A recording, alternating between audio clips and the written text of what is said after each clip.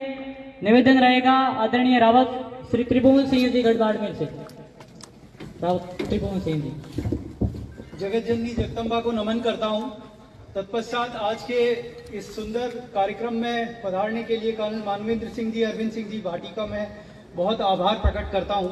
हालांकि ये सामाजिक कार्यक्रम है तो मुझे, चूंकि दोनों मेरे अपने ही हैं, अपने परिवार के सदस्य, तो आभार ज्ञापित करने की आवश्यकता नहीं है। मैं उम्मीद करता हूं कि अगली बार भी इसी तरह आप लोग इसी कार्यक्रम में सम्मिलित होते रहेंगे।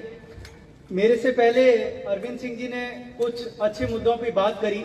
मैं बिना किसी फॉर्मेलिटी के सबसे पहले तो आप सभी का इसलिए भी आभार प्रकट करता हूं कि मुझे लगता है इन 10 सालों में सबसे अच्छी यात्राओं में से एक यात्रा ये इस साल रही, जिसमें स्पेशली बाड़मेर के आसपास ही नहीं, वरना हमेशा 25-30 किलोमीटर के आसपास के ज़्यादातर लोग ही सम्मिलित होते हैं। इस बार जैसा कि मुझे बताया गया कि बहुत दूर दूर से भी सभी लोग आए हैं, तो मैं उन सभी का आभार प्रकट करता हूं जिन्होंने वक्त निकाला और समाज के लिए इस एक दिन यहाँ एकत्रित हुए।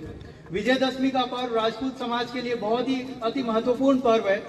जैसा कि आजकल हम देखते हैं कि हर समाज साल में कम से कम एक दिन किसी एक जगह पर एकत्रित जरूर होता है, पर ये सिर्फ हमारा ऐसा समाज है जो मुझे लगता है कि हम किसी भी जगह पे एकत्रित होना हमारे लिए बड़ा मुश्किल है। यदि राजनेताओं की सभाएं नहीं हो तो हम एक जगह एकत्रित होते नहीं हैं। तो मुझे लगता है इसीलिए इस कार्यक्रम को इस तरह से बनाया गया है कि यहाँ ना तो कोई पार्टी है, ना यहाँ कोई संगठन है, ये सिर्फ और सिर्फ समाज का कार्यक्रम है। हम सिर्फ इस भगवा ध्वज के नीचे चलते हैं, इस भगवा ध्वज के सम्मान में चलते हैं और पूरा का पूरा समाज यहाँ एकत्रित हो। कम से कम साल में एक दिन हमें दशहरा विजयदशमी, क्योंकि हमारा त्योहार है, उस दिन हमें एकत्रित होना चाहिए। साथ ही साथ समाज उत्थान में हम क्या कार्य कर सकते हैं, हमें उसके बारे में भी बात करनी चाहिए। जब कल की मैं छोटी सी, क्योंकि मैं अब यहाँ आया हूँ, तो कुछ लोगों ने मेरे को बताया था और मैंने उनसे प्रॉमिस भी किया था कि आपकी जो बात है वो मैं समाज के सामने जरूर रखूंगा। तो हमारे कुछ समाज के बुद्धिजीवी लोगों ने कल मुझे फोन करके बोला और मैं उनकी बात का पूरा समर्थन करता हूँ। उन्होंने मेरे से ये कहा कि समाज में, क्योंकि ये एक बड़ा कार्यक्रम है, इसको छोड़ के हम सभी परिवार के सदस्य एक साथ एक जगह नहीं बैठते हैं। मान लीजिए किसी राजनेता की रैली में जाते हैं तो एक ही तरफ के लोग होते हैं, दूसरी तरफ के लोग नहीं होते। इस कार्यक्रम में समाज के लगभग सभी वर्गों से आए हुए, सभी जुक्ति भी उपजातियां हैं, सबसे आए हुए लोग यहाँ सम्मिलित हैं। उन महानुभावों का एक दरख्वास्त थी कि समाज को हर पथ प्रेरणा यात्रा में समाज में जितनी भी कुरीतियां हैं उनमें से कम एक कुरीति को तो हर साल छोड़ देना चाहिए। मैं उनकी बात का पूरा समर्थन करता हूं। उन्होंने अपनी तरफ से प्रस्ताव रखा है कि हमारे यहाँ पे आजकल शादी ब्याह में खर्चा तो देखिए सब अपनी हैसियत के हिसाब से करते ही हैं, परंतु ये रात को जो पार्टियां होती है, टेबल लगाने वाला सिस्टम है, उनका ये बहुत अच्छा सुझाव था कि समाज को इसके बारे में विचार करना चाहिए। होता ही है, मान लीजिए कि आज मेरी इनकम साल की 2 लाख रुपए है, मेरा भाई 10 लाख रुपए उसकी इनकम है। यदि कल को वो अपनी शादी करता है, स्पेशली यदि बच्चे की शादी है, तो उसमें ये सब चीजें बंद करिए। देखिए लड़की की शादी में तो हो सकता है आप मेरे को 4 बहाने देंगे कि साहब सामने लड़के वालों ने बोला है ये व्यवस्था होनी चाहिए, पर लड़की की शादी तो अपन ही करते हैं ना। तो मैं समाज से आज ये गुजारिश करना चाहूंगा कि कम से कम इस पवित्र दिन यहाँ से ये एक चीज आप लेके जाएं कि ये जो पार्टियां होती है रात के टाइम में, नेत्रा वेत्रा जो अपना सिस्टम है वो जरूर रखिए, पर ये जो रात को दारू वाली पार्टियां होती है इन सबको बंद कर दीजिए। इनको देख के हमारी ये जो छात्र यहाँ बैठे हुए हैं ना, ये हमेशा गलत नेगेटिव चीजें ही लेके जाते हैं। आप विश्वास नहीं करेंगे, मेरे पास जब कोई कार्ड लेके आता है मैं तो अमूमन कोशिश करता हूँ कि सुबह नेत्रा अटेंड कर ले और वापस आ जाए।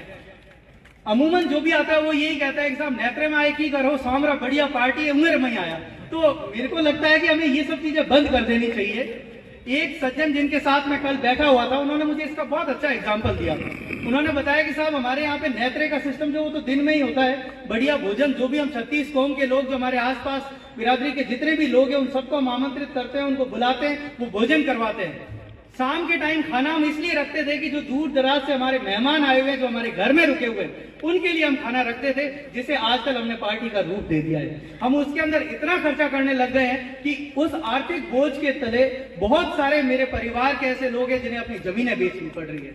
मुझे लगता है हमें इस और सोचने की, विचार करने की आवश्यकता है। देखिए आज किसी को भी आप कहते हैं ना कि यहाँ से आप फतवा जारी नहीं कर सकते, परंतु मैं अपनी तरफ से पूरे समाज की तरफ से आप सभी से गुजारिश करूंगा कि कम से कम, चलिए आप उसे बंद नहीं कर सकते तो उसे कम तो करिए, कम से कम लड़के की शादी में तो बंद करिए। आपको यदि इतना ही वो है कि नहीं हमारे घर में मेहमान आएंगे, हम उनके लिए 5 पकवान बनवाएंगे, 5 तरह के दारू रखेंगे, रखिए, पर कम से कम उसका नंबर तो लिमिट करिए। कम से कम अपने परिवार से बाहर दूसरे लोगों को तो उसमें मत बुलाइए, क्योंकि आपको देखकर दूसरे हमारे समाज के जो भाई है जिनकी आर्थिक स्थिति अच्छी नहीं है, उन लोगों की स्थिति बहुत ज्यादा खराब हो जाती है। तो कल मेरे परिवार के एक सदस्य ने मेरे से ये गुजारिश करी थी कि ये प्रस्ताव मैं आप सबके सामने रखूं, जो मैं आपके सामने रख रहा हूं। दूसरा एक और प्रस्ताव जो उन्होंने मुझे बताया था वो ये था कि मृत्यु भोज जो हमारे यहाँ पे होता है, अमूमन बाड़मेर के अंदर तो ज्यादातर कोठड़ियां जितनी भी है उन्होंने ये तय कर रखा है कि साहब दाल, एक सब्जी और रोटी यही होती है, इसको छोड़ के और कोई चीज नहीं रखते। वो भी सिर्फ इसलिए रखते हैं क्योंकि दूर दराज से जब लोग आते हैं, मान लीजिए सुंदरा से कोई बाड़मेर आया, 200 किलोमीटर आया, तो खाना तो लेके ही जाएगा, वो प्रसाद के रूप में उसे ग्रहण करते हैं। परंतु अब भी हमारे समाज में कुछ ऐसे गांव हैं जहां पे 5-5 पकवान आज भी बन रहे हैं। तो मेरी आप सबसे ये रिक्वेस्ट रहेगी कि कम से कम इन सब चीजों को बंद करने के लिए कागज लिखना है तो प्लीज कागज लिखिए, पर अब वो वक्त आ गया है जब ये जितनी भी सामाजिक कुरीतियां हैं इनसे हमें ऊपर उठना पड़ेगा। मैं एक गांव का एग्जांपल दूं, मेरे को कल ही किसी ने बताया, नाम नहीं बताऊंगा उस गांव का, उस गांव में रहने वाले सभी लोगों की इच्छा तो यही थी कि हम ये जो 5 पकवान बनाते हैं, एक यंग मौत हुई, कोई 25-26 साल का बच्चा खत्म हो गया, पीछे परिवार ने कहा कि इसके पीछे तो हमें 5 पकवान बनाने पड़ेंगे। तो उनमें से एक बच्चा जिसकी उम्र 18-19 साल होगी, वो खड़ा हुआ और बोला मेरा भाई चला गया संसार छोड़ के, आप लोगों को शर्म नहीं आएगी जब 5 पकवान आप मेरे भाई के जाने के बाद खाएंगे।